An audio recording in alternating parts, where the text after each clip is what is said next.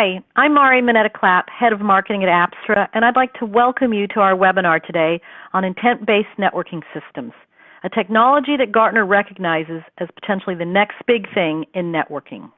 Our featured speaker today is Josh Saul, a solutions architect at Apstra. Josh has 18 years of experience working in cloud computing, data center and network design, network engineering, low latency, high frequency trading, operations management, and financial analysis. Today, Josh is going to give you an overview of intent-based networking, and he'll share a demo of how the Apstra Operating System, or AOS, disaggregates your network design and operations intent from the box level, error-prone, and time-consuming workflows. Please enter your questions below the presentation screen during the webinar, and we'll address them during the Q&A session at the end. And with that, I'll hand the floor over to you, Josh. Thanks, Mari. Hi, my name is Josh Saul, and I'm a solutions architect with Apstra. Today, we will be talking about intent-based network systems, and I'll be providing a demonstration of our AOS platform, which uses intent to create operational networks in minutes. At Apstra, we are entirely focused on building a turnkey solution for engineers, architects, and IT leaders to rapidly implement new services in a fully automated fashion.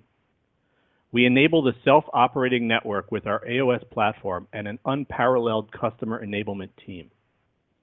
We have a very deep level of expertise in networking, automation, and distributed systems, and our team has a proven track record of building companies that solve extremely large problems in the IT world. So what exactly is intent? If I asked 10 people to tell me what they thought intent was, I'd probably get 20 different responses. One of the definitions of intent, according to the dictionary, is something that is intended, which is one of those maddening self-referential definitions. I'm going to offer up 3 generic words that I think explain intent. Purpose, design, meaning. When we create intent, this is typically a statement of what we want to happen. It may not actually be what takes place, but it is the initial starting point for our journey.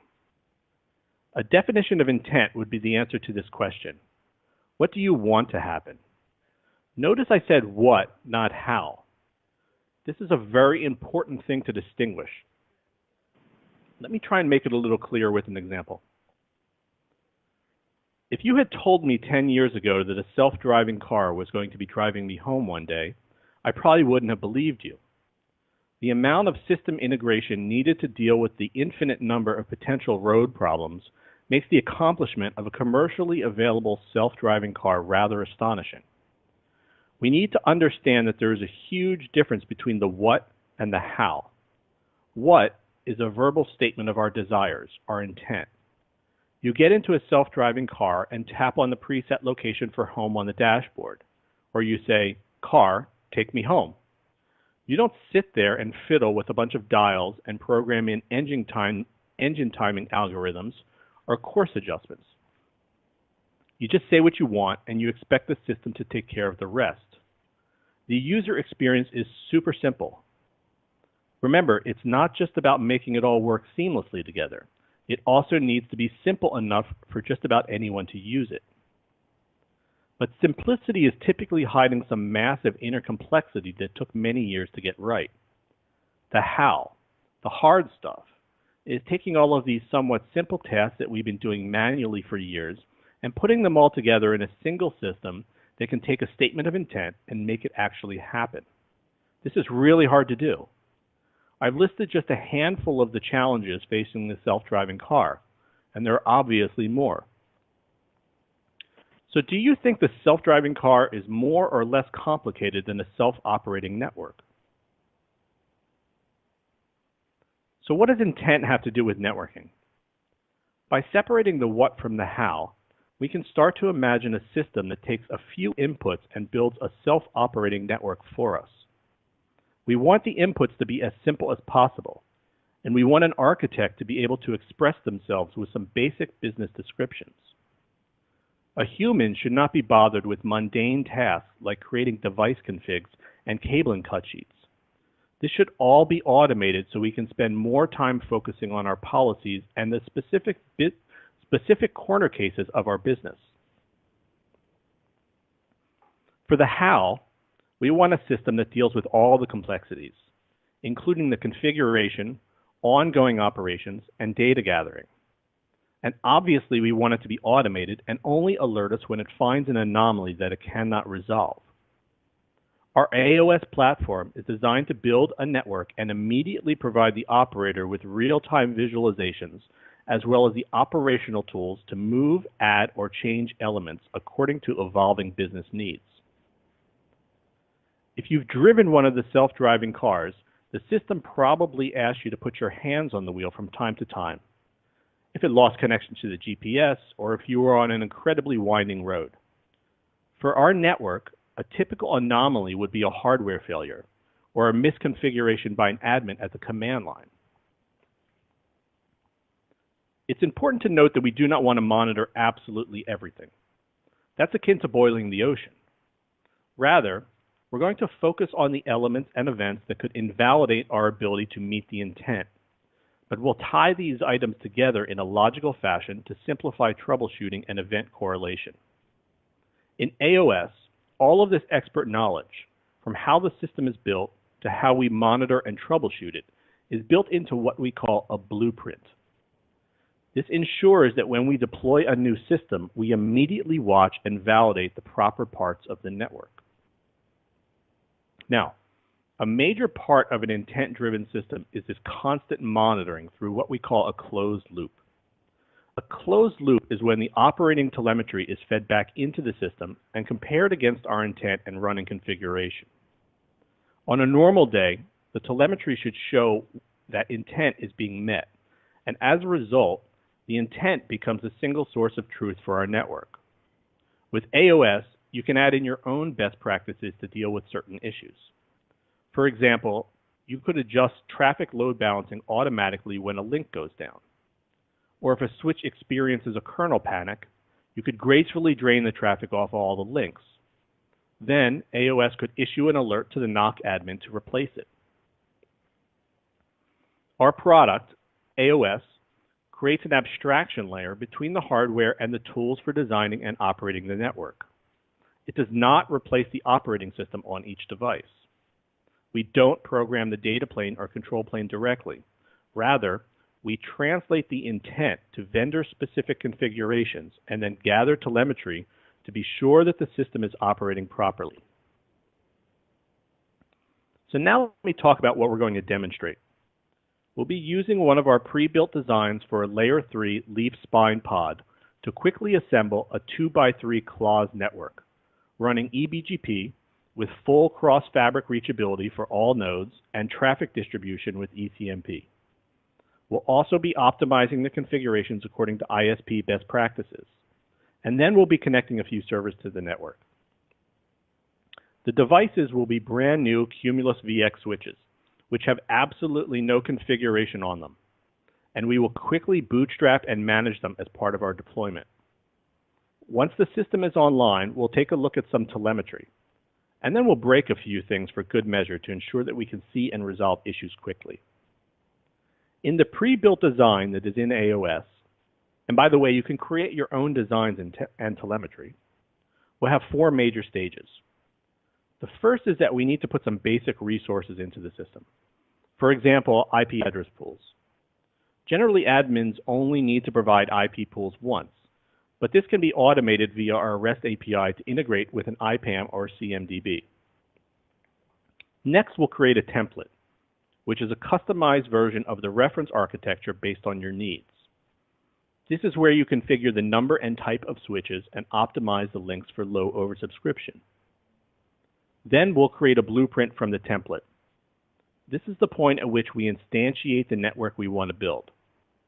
We'll attach some resources to the blueprint and then lastly assign serial numbers from our devices. When the switches boot, they will be configured to be part of this new blueprint. And finally, we'll press the deploy button and the running configurations will be delivered to each device and the fabric will begin routing and switching. At that point, we'll inspect the telemetry and introduce a few faults to see how quickly we can find the issue. I'll be showing you two different ways to state intent. One is the server calculator, which takes inputs like the number of servers we want to connect and the speed and oversubscription of the connections, and gives us the matching solutions for our design. The second option is a rack-oriented designer, where we can create logical racks and then group them into a pod that we want to build. The inputs we provide for each calculator are slightly different and appeal to different ways of designing the network. So now I'm going to jump over to my demo environment.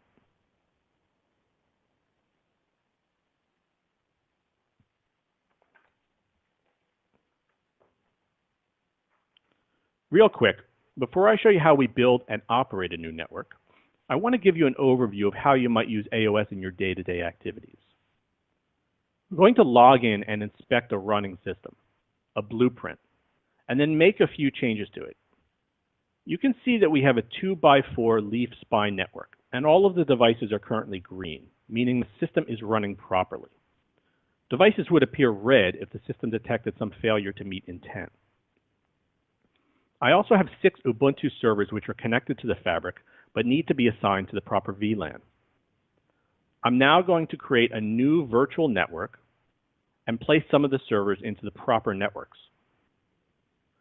For example, I have a storage, vMotion, and private network that need to be created and assigned to servers. Creating new virtual networks is simple, and we can easily place the servers into the proper locations. I can also set the switch ports to be a trunk or carry tagged frames.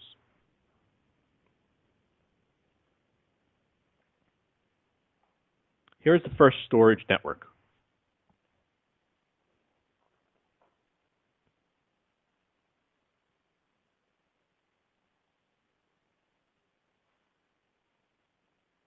Now let's go ahead and create the vMotion network.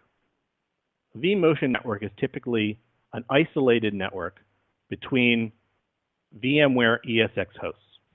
Let's create it now.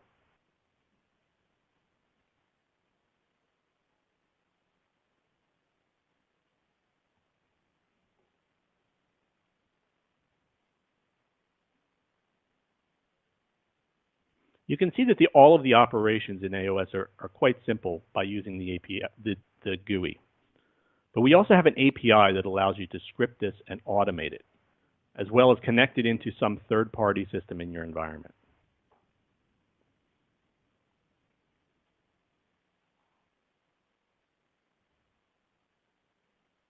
Finally, I'll create the isolated private network.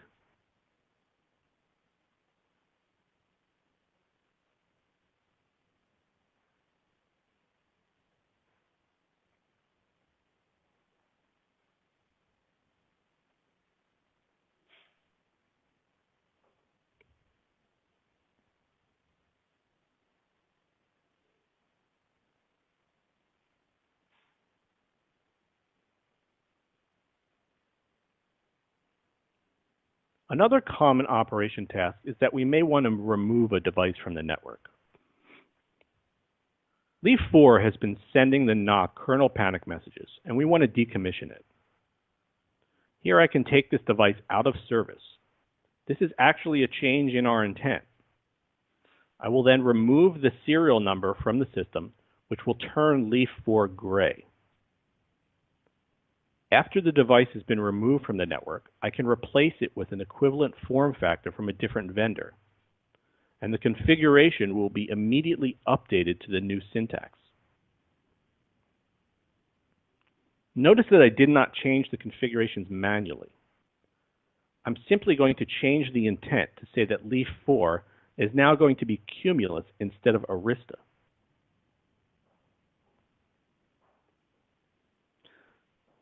So now let's go back to the beginning and I'll show you how I built this network from scratch.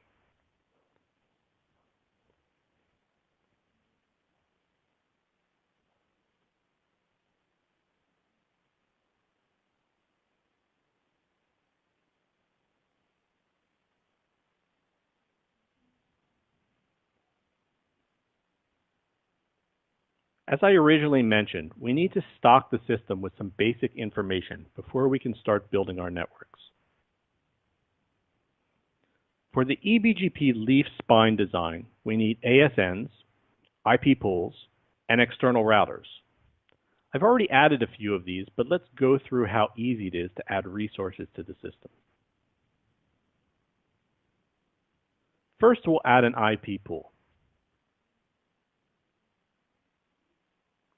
It's important to note that we want to add large pools of IPs, as AOS is very efficient in managing addresses. If we provide a single /16, AOS will create the proper /32, /31, and /24 networks when it needs them, and assign the addresses in an intelligent fashion. AOS can be linked into your IPAM or CMDB to automate the allocation of address pools.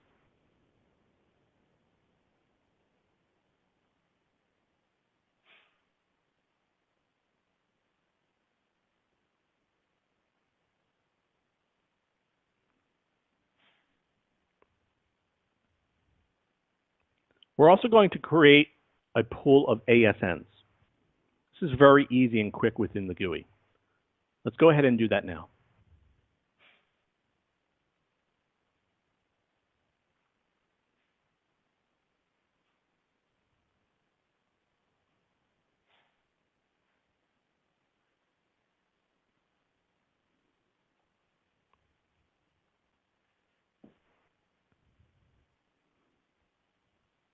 Now that we have the resources in place, let's go ahead and start to design a few network patterns.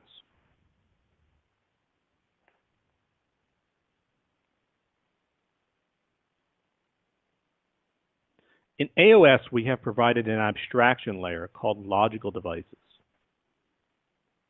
Logical devices enable us to design and model a network without any vendor-specific attributes. Logical devices are the basic building blocks of a network, and we can add some business logic easily through the GUI or REST API to make AOS intelligent about where it connects nodes. In a customer environment, they may use a standard leaf switch. Let's say a 32 by 40 gig T2 switch with an x86 control plane. There are more than 10 different vendors that produce this switch, and aside from the configuration syntax, they're mostly identical. Instead of working with the actual device models, we use a logical device called the AOS 32 by 40. We can design our network once and select the vendor for each build based on a number of different factors. You can see that we have a broad selection of logical devices already in the system, representing the major options available from the vendors. Customers can also create their own logical devices as well, so let's try that now. Logical devices allow us to group ports into roles so that when we build a network, it is consistent with our business logic. For example, a customer may wish to have all of their northbound cabling from the leaf to the spine on the right-hand side of the leaf to minimize cabling costs and standardize the build. However, in a different country or data center, it might make more sense to cable on the left-hand side.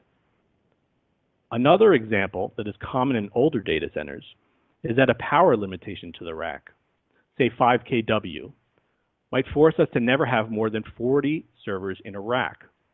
A logical device can be created that only has 40 ports, and as AOS assigns the 41st server to a port in the fabric, it will know to automatically go to the next switch. Lastly, it is common practice to only allocate a certain number of servers to a port block or pipeline ASIC to minimize oversubscription and contention across neighboring ports. Really, the options are endless, and it is up to the architect to determine how to design their environment.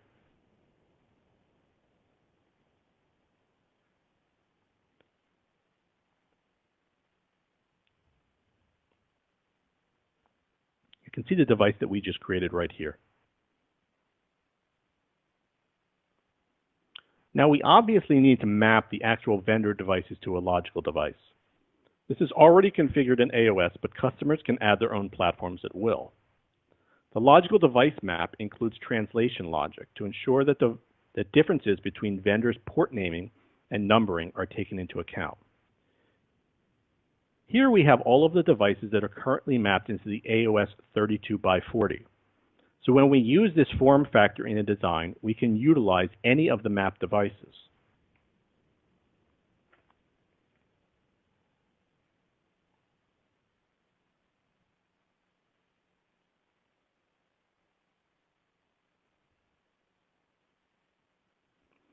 Much like logical devices, logical racks allow us to customize our standard build patterns. We can create a rack with a specific top-of-rack leaf switch or a pair of switches, as well as specify the number of servers in the rack and how they connect to the network. We've already created 3 rack types, including a common compute rack, a storage or HPC rack with more bandwidth per server, and a rack with MLAG capabilities. So we can create a rack with a certain amount of bandwidth to each server and a set amount of bandwidth to the spine. The racks can support both layer 2 and layer 3 connectivity options. We can specify the NIC speed of the servers as well as the number of servers here. Let's go ahead and create a rack. I'll enter a name. Then I'll select the number of switches that I want in the rack. I'll pick the logical device that I want to use in the rack. Then I can pick the number of leaf to spine links as well as their speed. And now I'll add some servers. I select the logical device for the server, in this case a 1-port 40 gig NIC per server, the number of servers that I want,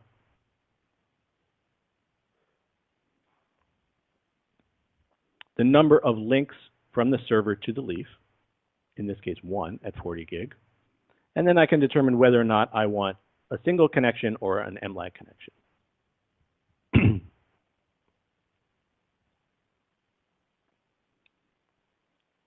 So now we have devices that we can use in a reference architecture.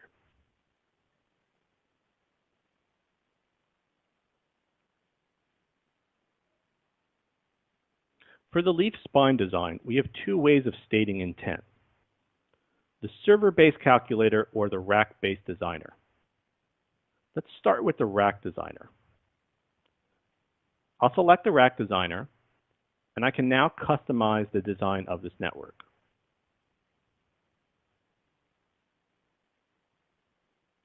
First, let's give it a name. We need to decide if we want layer 2 or layer 3 connected hosts. For this template, I will select layer 2 hosts, and I only want to receive the default route from our upstream network. Basically, this pod will be a stub network. Since it is an L2 network, we'll want to enable the DHCP relay service on the routers. And now I can state how many racks we want. You simply select the rack type from the chooser and the number and click the plus button. You can see the design being built out on the right. Once I've added the racks I want, I can look at the topology.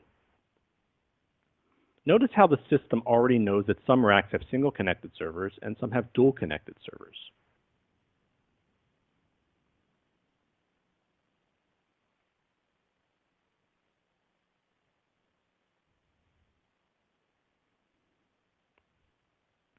Lastly, I need to specify the number of spine switches, the number of connections from each leaf to the spines, and whether we want the external routers connected to the leaves or the spines.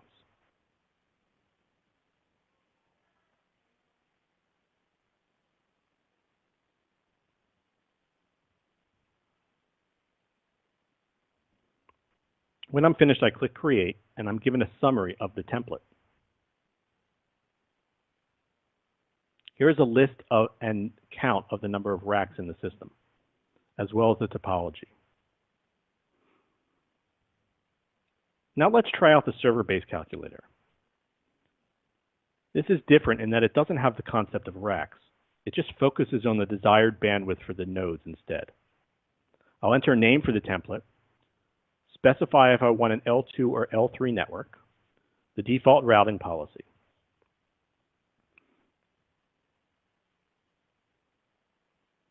I'll enter the number of servers, say 1,000, and their NIC speed will be 10 gig. And then I can then either try to minimize the number of devices or set a desired oversubscription ratio as a target. For the purposes of this demo, I'll let the calculator give me more options, so I'll set it to minimize the number of spines. I can also now configure the external connections from the pod, as well as the speed of those connections and where they connect to. Now I can select which logical devices should be part of my calculation. Here I will use all of the available options. Now at the bottom, I will click Find Solutions, which will run the calculator and give me the results. These results include all of the ways in which I might build this network, with all of the feasible devices as options. You can see that the calculator has told me how many leafs and spines I need, as well as the form factor for each device, the number of servers I can put on each leaf, and the oversubscription ratio of each option. I can review this list to find what I want and then click Select on the right. This will store my template in the system for use later and give me a summary of what I just added. So now I have these templates that are ready to be built whenever I have a business need.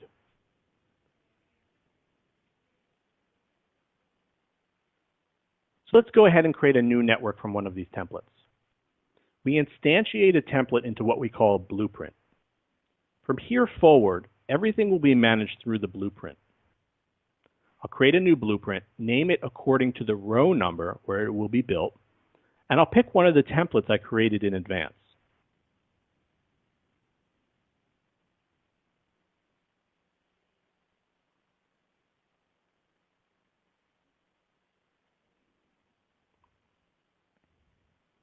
Now when I click Create, the system will build out the framework for the blueprint.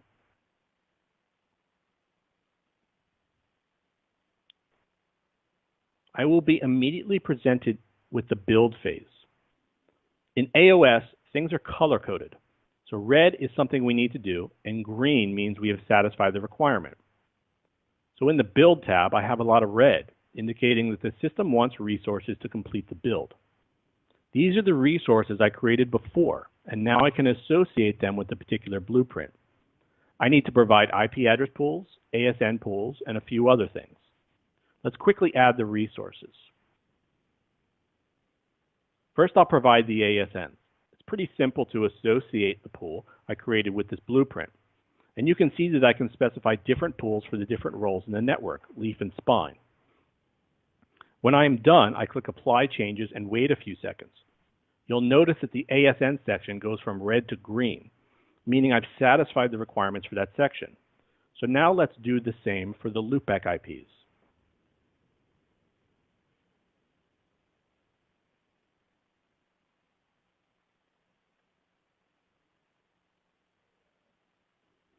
I'm not going to go through all of these at this time, but there's one more section that's very important.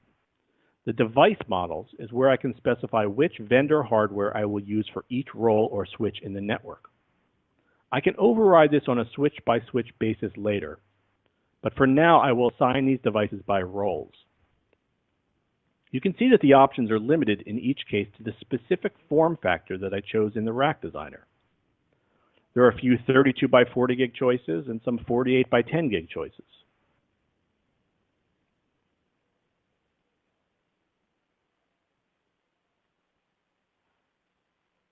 When I'm done, I'll click Apply Changes and I'll wait a few seconds to confirm that I satisfied the requirements.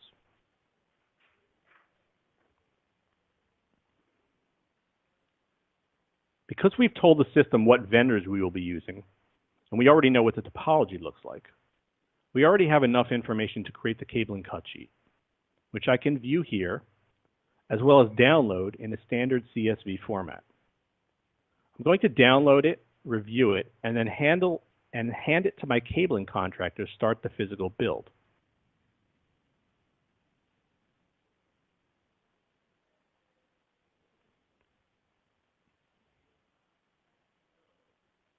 Note how the cut sheet specifies the vendor-specific port numbering and naming. For example, on the Cisco switches, it says Ethernet 1/10, And on the cumulus switches, it says SWP50, or switch port 50.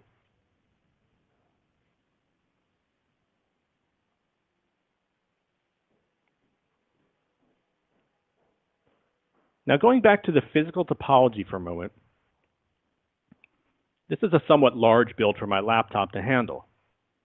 AOS can support tens of thousands of devices, but my laptop will probably start smoking if I try to build this one. So I'm going to switch over to a slightly smaller 2x3 clause fabric that I've already created in advance.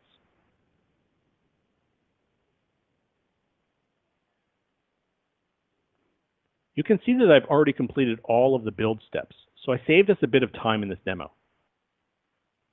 Now going back to the topology view, I can click on any device in the network and get the basic information on how it is configured. You can see that there's an option for device model. All of the switches in this demo will be cumulus, but I can change each device if I wanted to use something else. Here I'm presented with the various platforms that fit into this slot, and if I select one and then save it, I can quickly view the configuration. Here's the cumulus config.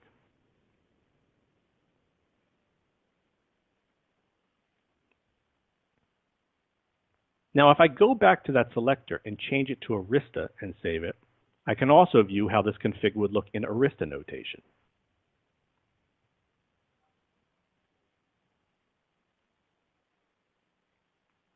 How cool is that? I think I dreamed of this option about 10 years ago. Let's go ahead and try Cisco as well.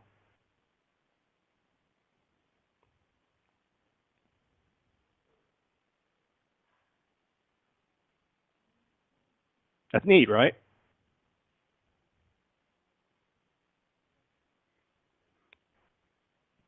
You probably noticed that the serial number here is still listed as not assigned. We're ready to add the actual devices to the blueprint. I gave the cabling contractor the cut sheet, and they started wiring everything up to these brand new switches. When we turn on the devices, their management interface is connected to a DHCP-enabled subnet, and they get their IP address as well as their ZTP boot script. At the end of the ZTP script, we instruct the switches to download the device-specific agent and run it.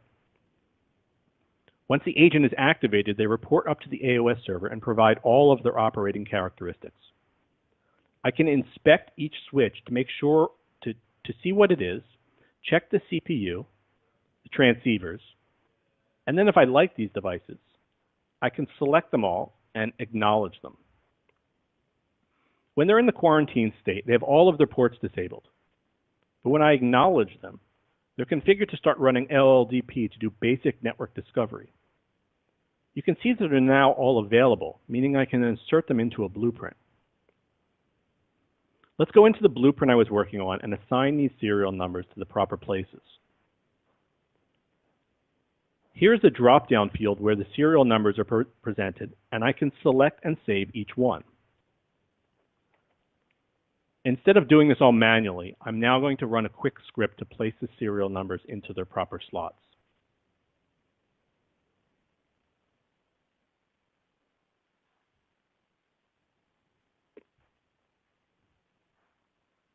As soon as the serial numbers are associated with the blueprint, AOS knows which link should be connected to what ports. So we can start to gather telemetry and ensure that the system is connected properly. The devices will flash red and then green as items are validated. Let's take a quick look at one of the devices as it validates L2 connections.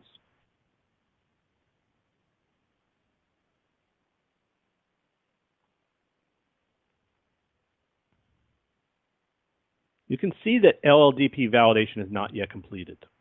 This is because LLDP has a timer of up to 120 seconds, so we need to wait a little while for everything to validate completely. Once everything is green, we know that the network is cabled properly. We can return to the topology view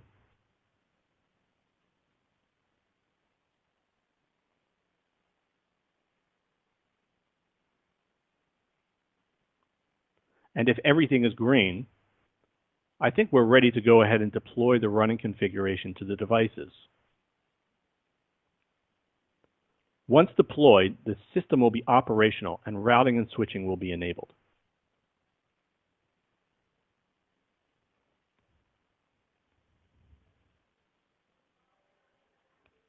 Now let's jump over to the Telemetry tab and view the system.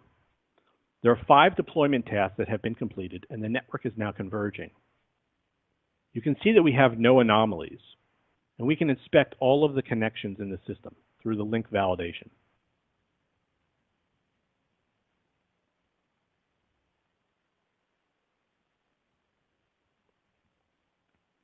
As we all know, this is quite rare, and inevitably we have some cabling mismatches for a new build. Let's simulate an engineer accidentally kicking 2 cables out and putting them back.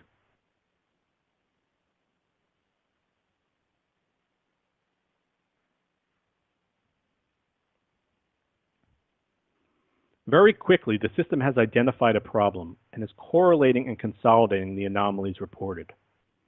Here we can see the blast radius of the problem.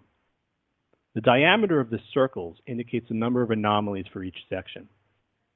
All of these anomalies can be sent out of AOS to an external collector or alerting platform, like ServiceNow or PagerDuty.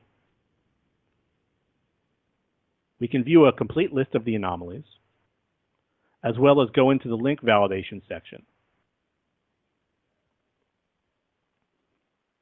In link validation, we'll immediately see that there's a cabling problem, and we can go through the devices to see what the issue is.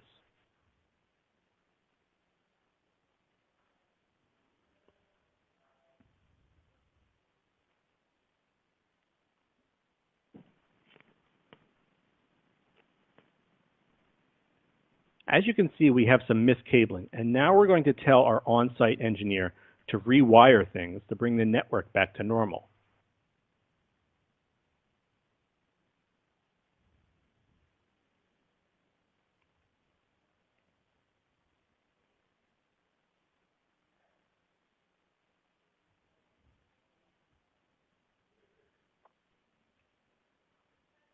Now let's simulate another common network problem. Misconfigurations are one of the most well-known issues for a network. In this scenario, an admin has added some random configuration to one of our devices. AOS checks the running configs routinely and issues anomalies if there are any bits of config that are out of place.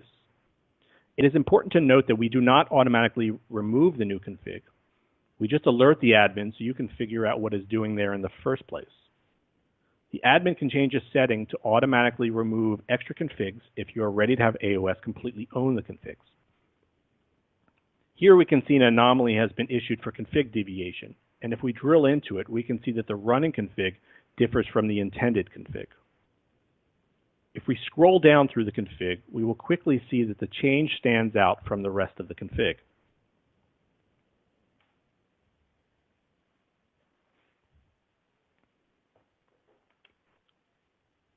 Now I'm going to go ahead and connect a few servers to the network. While we were doing all of this, several Ubuntu servers have been connected to the switch ports and powered on. During their zero-touch provisioning process, they had the AOS agent installed, and they've now entered a quarantine state. I'm going to take them out of quarantine, which immediately puts them onto the network. Let's do that now.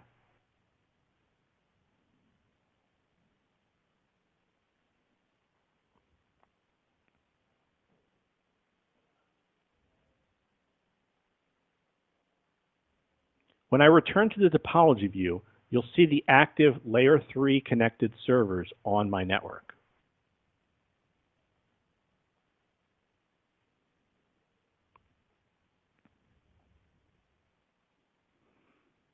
Real quickly, I'd like to show you our API. The API is self-documenting, and everything is accessible on the AOS server. You can browse through all of the API endpoints and drill into them at any time to get the proper methods to push or pull information from AOS. Everything in AOS is accessible through the API, so integrating this with a third-party system is quite easy. Again, we work with customers to help get AOS working in their complex environments. Here are the various API endpoints and the methods by which you connect to them.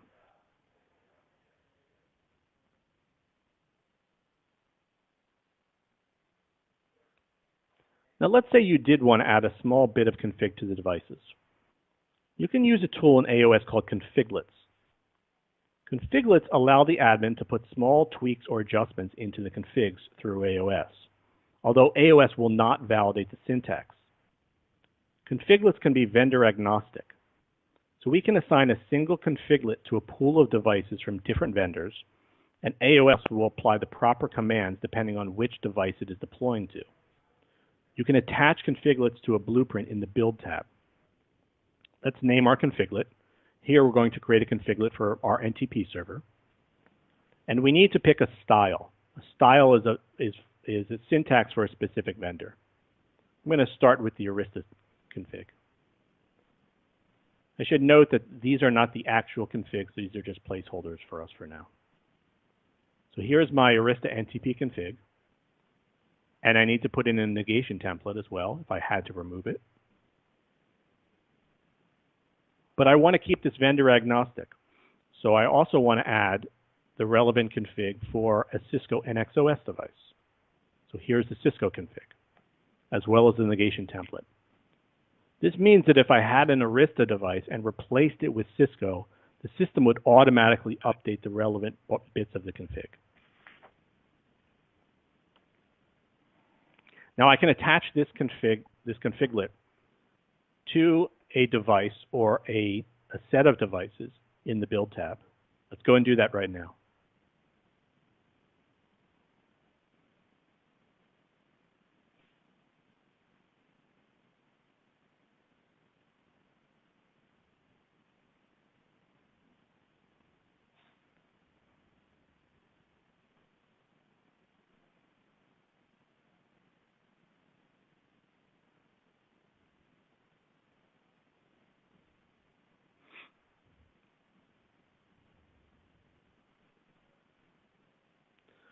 So that was a lot of information about AOS, as well as the intent-based network system. We clearly have a lot more to show you, but in the interest of time, I'm going to stop and take a few questions now from the audience. Thanks, Josh. That was actually really great. Great demo. We do have quite a few questions, so we'll move to questions from the audience. So the first question that came in was, where do you create your intent, and are you using some DSL? We create intent through the templates. AOS comes pre-stocked with two different ways of creating templates, both the rack calculator and the server-based calculator. We are also providing an incredible feature which we call extensibility, which allows you to create your own reference architectures, as well as the ability to state intent about a reference architecture to create your own systems. That's great. Thank you. We have a couple of questions about lifecycle. So how does the intent lifecycle work at AOS? Can you kind of recap that? Sure. So because I mentioned before that intent is really the single source of truth for a running system, instead of making changes to individual devices, which could be problematic, we want to make a change to the intent rather than trying to manually go and do everything ourselves. So we can go back into each system and tweak it. Let's say that we had initially a requirement for 20 VLANs, and now we need 100 VLANs. So rather than go to each device and add 80 VLANs, we simply go back into the statement of intent in the blueprint and change the number of VLANs from 20 to 100 and let the system interpret all of the different steps that need to take place. So this is really important because there might be steps that you don't necessarily think of or that you forget, and this could cause unwanted problems in the future. So again, state intent or maybe change your statement of intent and let the system interpret all of the necessary changes that need to go into the network. Great. So we got a question. How does AOS give visibility into security? So AOS allows you to perform some microsegmentation to separate switch ports or devices from one another, but it doesn't currently connect into an external security system. Now, you could certainly have a policy manager. It's a third-party policy manager that's sitting off to the side, that's touching AOS via our REST API and moving devices in and out of private segments.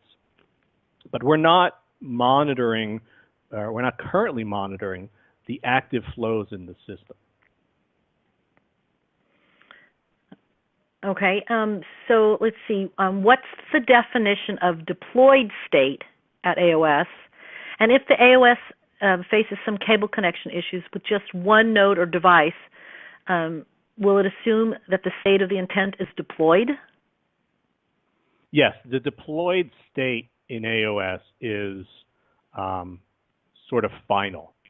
So deployed means that the running configurations are out there. If a link goes down, the system is still in a deployed state, and it will issue an anomaly or a series of anomalies, alerts, that could be streamed off of the system to some other collector or viewed directly in AOS that would tell you what happened and what needs to be fixed. That doesn't affect the deployed state. We're not undeploying. However, you could, after identifying that there was a problem on a specific device, you could undeploy a single device, not the entire blueprint, but just take one device out of service for maintenance or replacement. Great. Is it possible to have conflicts between intents? And how would AOS solve that problem? That's a really good question. It is possible to have conflicts between intents, but AOS is really intelligent in that it's running a constraints model underneath the covers. And it is basically making sure that you can't do things which would invalidate intent. It's also only presenting you with the options to maintain intent. For example, the list of devices that are provided when you're creating the system only include the form factors that you've specified. You can't add a very, very large switch where you had specified a very small switch. So the system has this constraint model that's always running and making sure that you can't do anything that would negate the intent. Thank you. So many SI companies have pre-existing tools. Is there an API and a system integrator partner program to help third parties integrate with AOS? Absolutely. So we do have a partner and a channel program. We also have some training modules and boot camps that help get engineers, architects, and DevOps people trained on how to interface with AOS. In order to rapidly change things via the API, you could either do it yourself by any method, or we have an SDK and a Python wrapper for the API, and that is all available on our community site on GitHub. So if you go to GitHub/Apstra, you'll find libraries for making changes through the API to AOS, and you'll also find things like our Ansible playbooks. Great. Let's see. So can system talk with my Infoblox IPAM system? Absolutely. So there are two ways to do that. Either AOS could be configured to request addresses or pools from Infoblox or an IPAM, or IPAM could be configured to push subnets or individual IP addresses directly into AOS. So it's really at your discretion which direction the data will flow in. Super. How often are telemetry collected? can they be streamed to my monitoring console? This is a really good question. If you look at a lot of other solutions that have, attempted and failed to solve some of these problems, they have inevitably tried to collect a ton of data and collect it at a very high, a very small interval. So it's important from an intent perspective and from a system stability perspective to only collect the data that is necessary to validate intent, and to not collect it at such quick intervals so that we overload the system or we put unnecessary load onto the network. So for example, we don't necessarily want to check and validate the configs of the devices every second or every 5 seconds, because it typically takes an engineer much longer than that to actually enter and save the config. But things like link status and BGP neighbor status, it's very important for us to validate those things every 5, 15, or 30 seconds. And again, all of these things can be configured by the end user depending on the requirements for your environment. Great. So can you share some examples of things that are tested and validated? Sure. So when we build AOS, we actually, every single build gets deployed into our testing environment where we have a multi-vendor fabric that we test against. That includes a Cisco device, an Arista device, a Cumulus device, and a Juniper device. So the agents are constantly being tested against the hardware. AOS is constantly deploying against actual physical hardware. And we test and certify the agents as well as AOS on a number of different hardware platforms and operating systems. Great. Can you deploy with zero-touch provisioning? Oh, great question. Yes, absolutely. And in fact, maybe the person who asked this had some problems with ZTP. ZTP is sort of a known problem in the industry because every vendor has chosen their own method for implementing it. For example, there's ONI, there's POPE, there's ZTP, etc. In order to solve this problem and to make AOS much easier to deploy in a customer environment, we've created a server which we call Aeon ZTP. And this is something that we've contributed to the open source community, and we've contributed to OCP, Open Compute. It is, again, available on our community site at github/Apstra. And this is a full-featured ZTP server that supports all of the different vendors. And it is not just a TFTP boot server. It's not just an HTTP server. We included an API, a GUI, a database, and a message bus to make sure that this is really an enterprise solution. This is not something that we charge for. It's totally free. You can download it from GitHub, and you can use it in your own environment without using AOS. There are deep hooks between it and an AOS server. So if you did get AOS, you would very quickly be able to have everything configured and in sync between the ZTP server and the AOS server, but it's not mandatory. So I would definitely recommend to whoever asked the question and to the other people on the call to investigate the Aeon ZTP project that we put on GitHub. Good, thank you. What does multi-vendor mean, and can I have vendor A spine switches interrupting with vendor B leaf switches? Yes, absolutely. So we are a multi-vendor company from the get-go. That's part of our DNA. So when it comes to a multi-vendor solution, we believe that you should be able to take any device out of your network and replace it with the same form factor from a different vendor. So if I had an all Cisco environment and a switch died, and for whatever reason I wanted to replace it with an Arista switch, the same form factor, without touching the configs, I can very quickly do that with AOS. I simply undeploy the Cisco switch, change the device model over to Arista, and have the Arista go through the zero-touch provisioning process.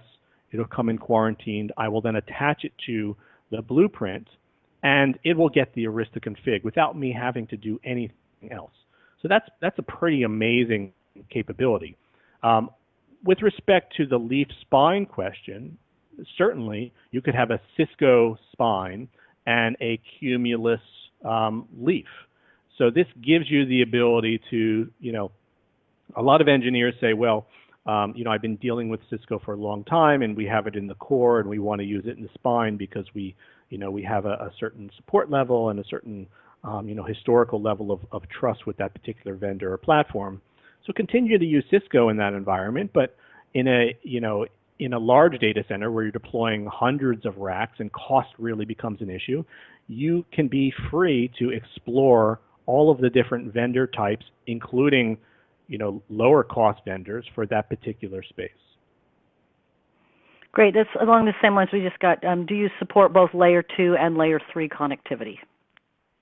Yes, definitely. So the leaf switches can be configured to either be connecting servers at layer 2, as well as servers that are now connected at layer 3 and participate in the routing process with the leaf switches. And that was actually what I just demonstrated. Those servers that I deployed were actually running BGP to connect to the leaf.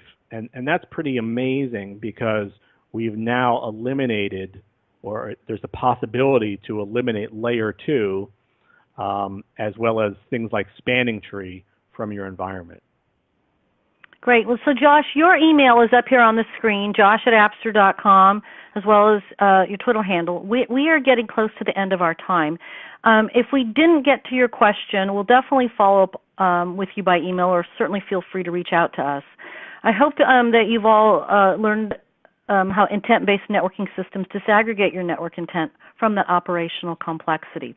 You can learn more about intent-based networking systems and AOS through the resources that we've attached to this webinar. We'd also like to invite you to join us next Thursday, April 20th, for a joint webinar with Ansible. Join us to learn how Ansible and Apstra are bridging the DevOps network divide. You should see a link to join that webinar in your BrightTalk console, or you can join through our website. We also got another question that says, for extra credit, can you share more about your roadmap? We do encourage you to follow us closely on our blog and on social media. You can also visit our website at www.apstra.com. Please rate this webinar. Send us your feedback so we can improve future webinars. We'll be sharing a lot more demos, and we thank you for attending today. We look forward to hearing from you and to seeing you on our next webinar. Have a great day, and thanks again.